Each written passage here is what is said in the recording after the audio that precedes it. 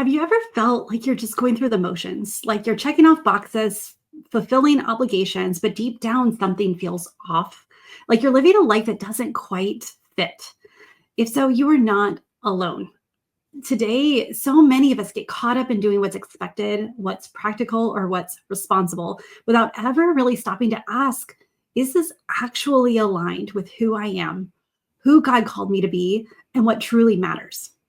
Today, we're hitting pause on autopilot. We're going to stop autopilot, stop living a life of obligation, and start diving into what it means to live a life of alignment, one that reflects our deepest values and purpose. And we're going to talk about why so many of us end up on this conveyor belt of life rather than navigating with a compass where we can reclaim the direction that we're going.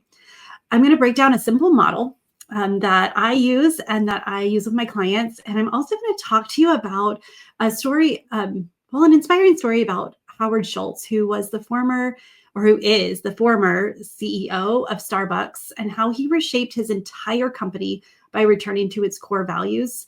And most importantly, I want to give you some practical steps to start making changes right now. So if you're feeling stuck, disconnected, or unsure of whether your life is moving in the right direction, this episode is for you. So grab your journal, find a quiet space, and let's do this. Hey, welcome back to the podcast. My name is Tami, and this is the Full Weight of Joy. I had someone ask me, why do you call it the full weight of joy? And really, it came from a conversation I had with another coach. And I was talking and telling her about what I do. And I was like, we can either carry the weight of the world or we can carry the weight of joy. We're going to carry something. And I want to experience the full weight of joy in my life. And so that is how the title of this podcast, it was Her Restored Spirit. And the next iteration, this full weight of joy that we get to step into.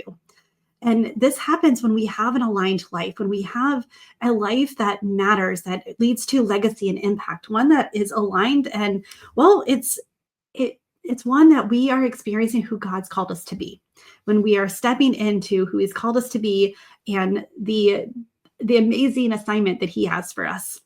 And one of the things that I've noticed with life is that many people are on autopilot. This is not new. Have you ever driven home and not remember the steps of how you got there? But clearly you made it there. You were safe. You were paying attention to what's around you. But you're so used to that direction that you can just do it without really thinking about it. Every turn, you stop at the red light, but you don't have to think, oh, do I turn left or right here? And so many times our lives are like that. We're on this conveyor belt where it's like an automatic path moving forward because of obligations, because of expectations, and also because of just societal pressures that it just keeps going. And it's not things that we really choose. If we're careful, it happens more often than not. Well, really, life is about being a compass. It's where we align with what truly matters. Just like when you're hiking and you want to know where true north is, so that way you get to the direction. Because even if you are going to the west, once you know where true north is, you know which direction west is. And so choosing the direction based on our deepest values instead of what's going on around us, whatever, just letting things happen. And so I want you to move off of the conveyor belt, and I want you to grab a compass and start to align with what truly matters to you. And so in order to do this, we have to take action. We have to take steps. We have to do things that are different. And a lot of times when we do something different, it feels awkward. It feels wrong. It feels uncomfortable, which is the most common. Is it feels uncomfortable because we don't really know where it's going to take us.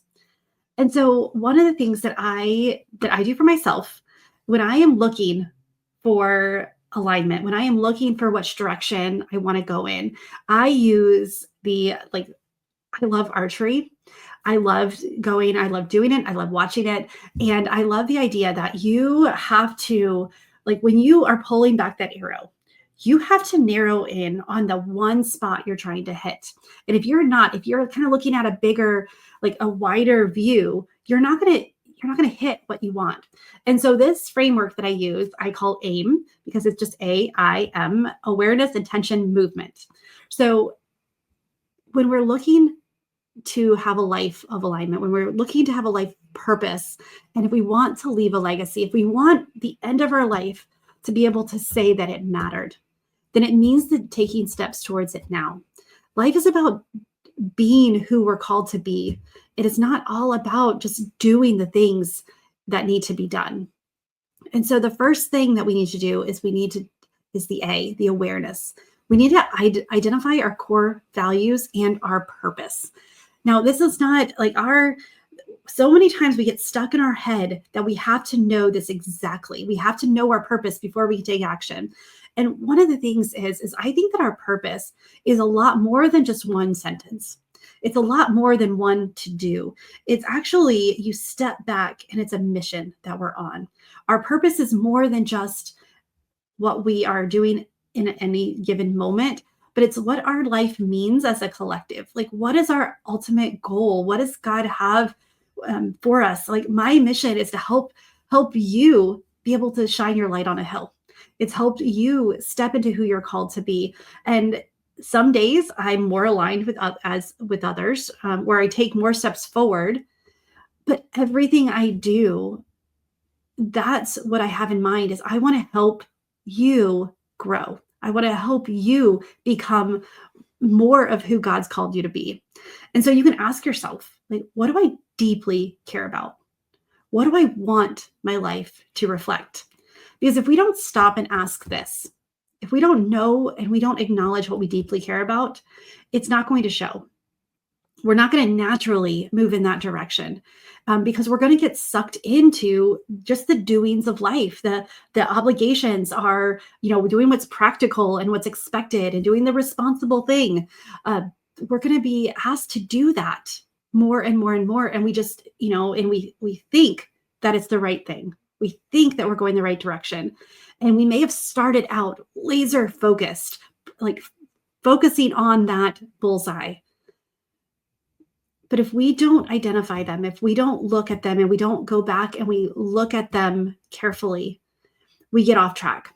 And so before I go into the A and the I, or the I and the M, I want to talk to you about the story that I read about Howard Schultz, who is the former CEO of Starbucks, and he built the company with a mission beyond just coffee. So he wanted to be about community, human connection, but as it expanded, and it expanded rather quickly, like, he was afraid and he saw that it was kind of losing the soul. He's becoming more transactional versus relational. And so in 2008, he stepped back in as a CEO.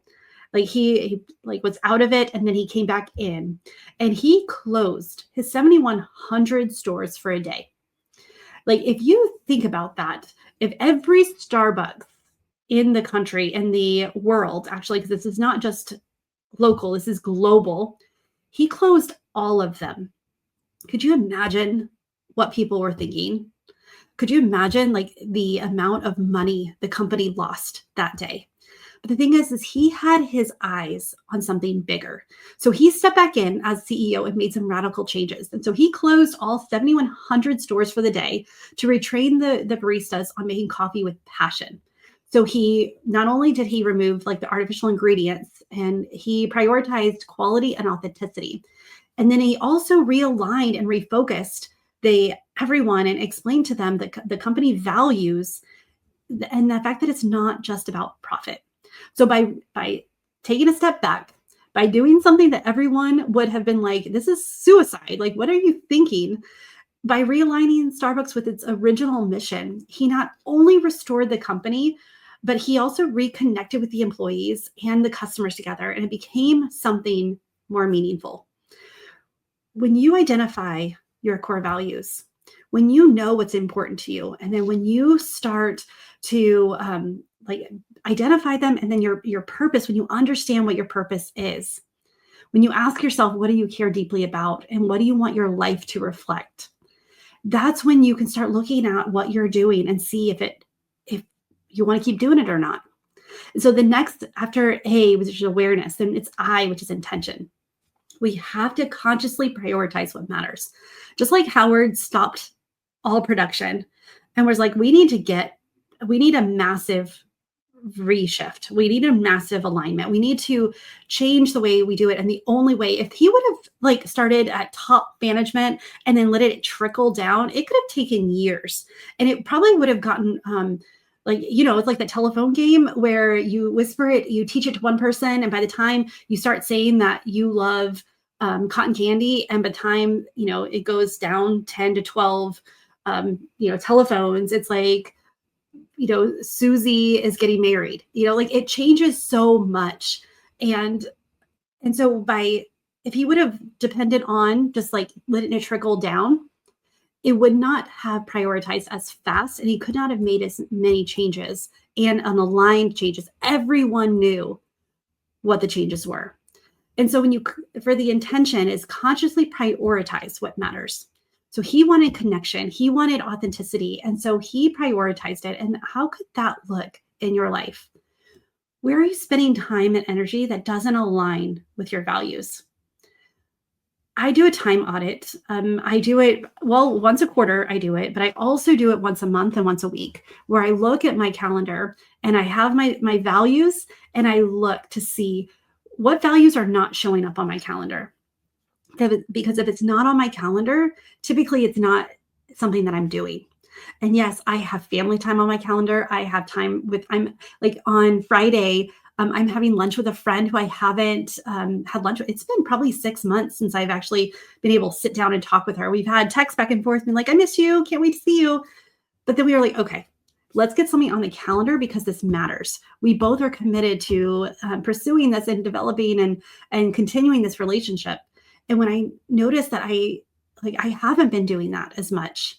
And so when I asked myself, am I consciously prioritizing what matters? And this is why when I do this often, then I don't stray as much and I don't feel as guilty because I don't move away as far as I did when I would not look at my calendar. And there's times that we're so laser focused on one area that other areas are lacking. Well, when you set the intention that to prioritize what matters, and when you ask yourself, where am I spending time and energy that doesn't align with my values? When we're tired, it's typically because we're doing things that don't matter as much to us. Now, they may be important, and they may be urgent or someone else is important, but we really need to ask ourselves, are they important to us? Because we're not called to do all the things. We're called to do our things. We're called to do what God is telling us. And it doesn't mean selfishly. It doesn't mean that we're supposed to not do things for other people or not supposed to serve. But it means that we're supposed to look at the assignment God gave us, the purpose that we have, and does it make sense? I use this example a lot because it's so easily, because most of my friends will agree with this, is that like when we're called to serve at church, and like every week it seems like they're asking for more volunteers, and they're like, we need help in the nursery. And though I could help in the nursery, I know that drains my energy. I am not like, I love your babies. I love them. I that's not something that like sitting and getting baby snuggles, it is not something that lights me up. Now, my friend Sunny, she absolutely loves to sit and cuddle babies. Like she does. And I love that about her. And she's okay with it. I don't know if she loves it about me that I don't want to sit and snuggle babies, but I don't think then she's like, well, yeah, then don't do it. Let me have it all. And so when we say yes to something else, but I say yes in a different way where I work with other adults and help mentor and equip and lead and listen to them, where she's like, that drains me. Sitting and listening to other people, adults, that drains me. And so we get to prioritize and we get to do what matters. Now, if they say we are desperate need of someone to work in the nursery, if I'm there, I'll say, choose me, send me. But it's not something I'm going to volunteer often to do because I know it doesn't align with what the gifts that God's given me. And so the intention part of it is we have to consciously prioritize what matters. And this is not what matters to our friends. It's not what matters to the school. It's not what matters to our job, though those are important too.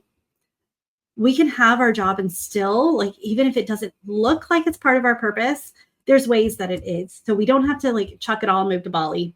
We don't have to, sell everything and go on the mission field, but we can still prioritize what matters. You still have your free time, your home time. If family is the most important thing to you, how are you spending time with them? And so A is awareness, I is intention, M is movement. So take a small, consistent actions to realign your life.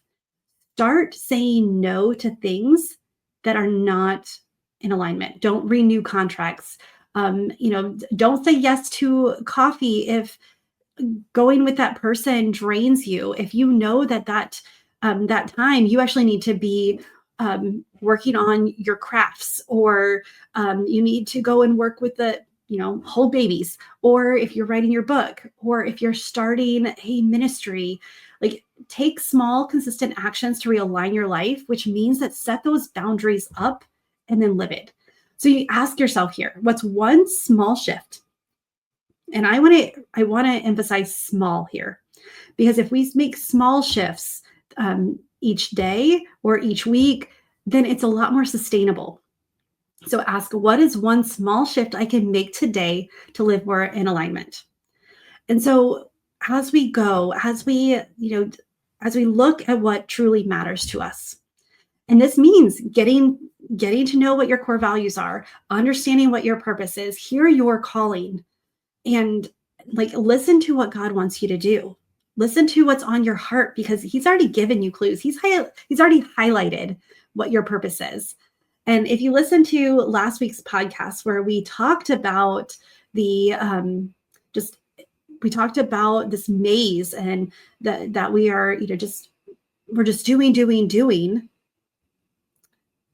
Once we stop and we start looking at the lighthouse and we start pulling back and getting a bird's eye view, getting a different perspective of how our choices matter and what we're doing, now we're able to say, okay, when we see that, what small alignment shifts? Because when you're trying to hit the bullseye and you hit it one, you pull back, you release the arrow, and you are off slightly, or even you don't make drastic changes. You just align slightly. You move it a little bit to the left, a little bit up, a little bit to the right, a little bit down. Like you don't. And well, I mean, I'm assuming here you at least got it on the board. Sometimes we do, but even so, it's not like you're shooting behind you.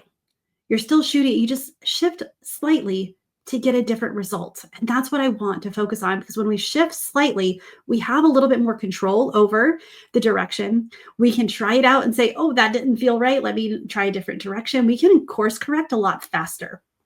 And it's also not as intensive on our resources and things. So A is awareness. Identify your core values and purpose. If you haven't sat down and done your core values, like let's chat, because that's one of the first things that's so crucial to do, is identify your core values. And then it's your understanding your purpose. And again, we're not talking about this one thing that I need to do. I believe our purpose is a lot bigger than that.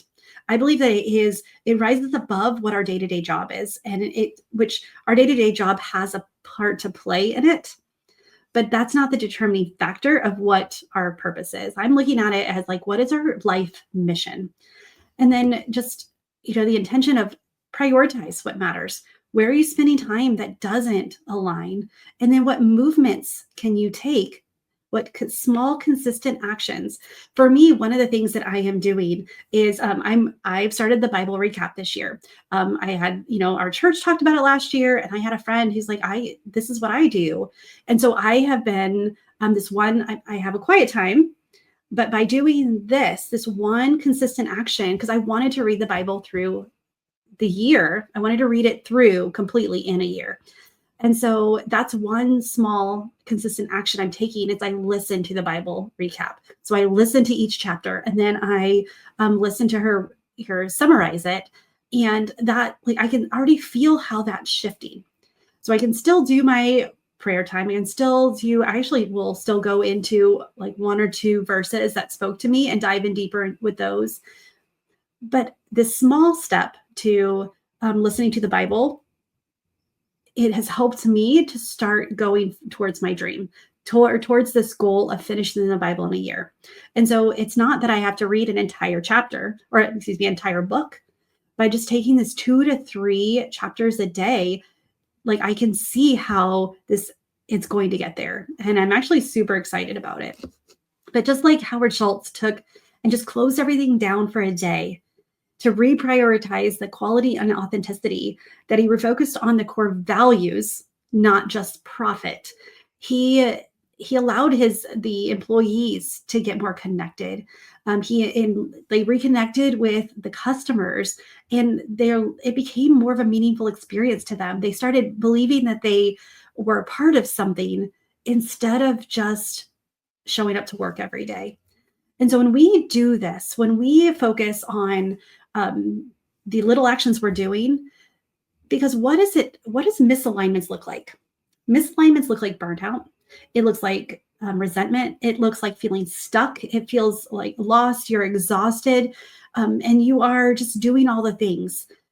Versus what alignment looks like and feels like. It's peace, it's purpose, it's fulfillment, it's boundaries. It's a yes and no is a no. There's no guilt attached to it. When we look at what alignment looks like for us, that's when things change. Friend, if you are not in alignment, if there's that feeling, just like we talked about at the beginning of like feeling like you're going through the motions, you're checking off boxes, you're fulfilling obligations instead of deep down feeling like there's something off. If you're on autopilot, if you are managing your life instead of truly living it, if you are trying to figure out your purpose instead of just day to day seeing how your natural strengths and abilities like point to it, that is not a life that you want to stick with. That's not a life. You don't want to feel this misalignment. It is not worth. Life is too short to be on a conveyor belt. Life is too short to be on autopilot. And I know that I want more for my life. I want more for my friend's life. I want more for my kids' life. I don't want them seeing that life is a conveyor belt or an autopilot. I want them to see how amazing it is to be an adult, and how, yes, we have to adult often, but when we're doing the things that align with who God's called us to be, we can have fun doing it. It's meaningful work. And yes, we may at the end of the day feel exhausted, but we're also exhilarated. We're also so lit up by what he has and the things that we're seeing, and we know that it matters, that we're willing to get up the next day instead of dreading going to work and dreading the things that we have to do. We can look forward to it. And that's what I want for you. And friend, if you want that, take the first step to getting off the conveyor belt, if you want to find out what is holding you back, I have a quiz for you. So go at TamiMarieCoaching.com/quiz and just go. It's 7 questions, just multiple choice, and it takes 2 to 3 minutes, but it will give you that first step. It will highlight what is holding you back. Because life is too short to be held back. It's too short to not live a life of peace and joy and impact and legacy. So friend, get off the conveyor belt and let's hold the compass. Let's reclaim our direction and let's step into who God's called us to be. So go take the quiz, and then I want you to connect with me. DM me on LinkedIn or Instagram. And what do you feel like you're called to do? Like, what is this? Like, what does the conveyor belt look like for you? And what would your compass look like? What is your heart saying that you want more of? I would love to know that. And so DM me, email me, let me know at Tami Marie Coaching on Instagram and Facebook, and at Tami Imlay on LinkedIn. And I can't wait to connect with you. Go take the quiz because, well, I worked really hard on it and I think it's really good. I think it helps you highlight, because when I figured out what was stopping me, I was able to remove it. I was able to get away from that and start moving forward in small steps. So go and aim your arrow. Let's do it. Let's live the life that God's called us to live. Let's live a life of abundance and joy and peace. Let's show our friends, our family, our kids what it truly means to live a life that matters. All right, with that, friend, choose joy until joy chooses you, and I will see you soon.